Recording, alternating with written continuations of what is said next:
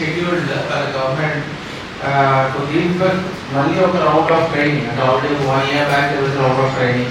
So అసలు GDP ఎలా calculate చేయాలి, ఒక మండలం యొక్క గ్రాస్ డొమెస్టిక్ ప్రోడక్ట్ ఎలా క్యాలిక్యులేట్ చేయాలి, మీ కన్సర్న్ స్పెసిఫిక్ డిపార్ట్మెంట్స్లో కీ పర్ఫార్మెన్స్ ఇండికేటర్స్ ఎలా ఐడెంటిఫై చేయాలి, దాన్ని ఎలా you have to come in to these numbers ఎలా అవుతాయి.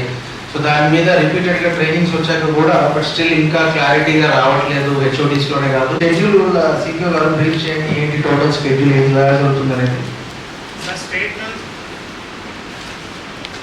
స్టేట్ ప్రొఫెసర్ వచ్చారండి, మన జీడిపి ప్రొఫెసర్. వాళ్ళు ఒక క్లారిటీగా వాట్ ఈస్ జీడిపి అన్నది బేసిక్గా ప్రొఫైల్ చేస్తున్నారు సార్. జీడిపి ప్రొఫైల్ గ్యాదర్ చేస్తున్నారు sir.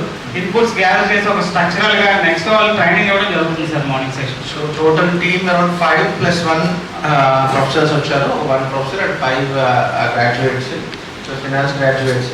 So let them introduce themselves first of all.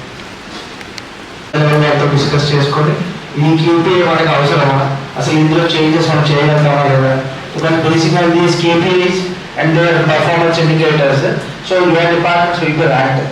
So దాన్ని మీరు ప్రాపర్గా KPIs కనుక మనం ఐడెంటిఫై చేసుకొని ఆ మోడిఫికేషన్స్ చేసుకోగలిగితే సో ప్రాపర్గా అవుట్పుట్ని మనం చూపించగలుగుతాం. సో ఈ విధంగా ఈ total exercise it was schedule by the planning department. Such that by 15 డేస్లో అట్లీస్ట్ మనకు ఆల్రెడీ ఒక basic why like if this why we are doing this, and what is the need of this center, and why PIF is doing all these activities.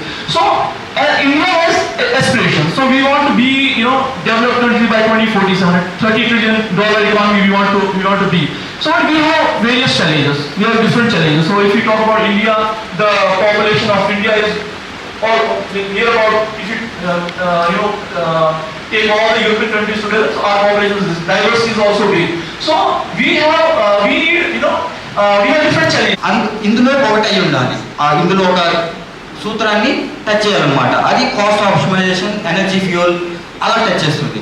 అలాగే micro irrigation ఇలాంటివి తీసుకున్నాం అనుకోండి, అది water సెక్యూరిటీని touch చేయాలి. So ఇలాగా ఏదైనా policy చేసినప్పుడు ఏదో ఒక ప్రిన్సిపల్ని మనం టచ్ చేయాలన్నమాట.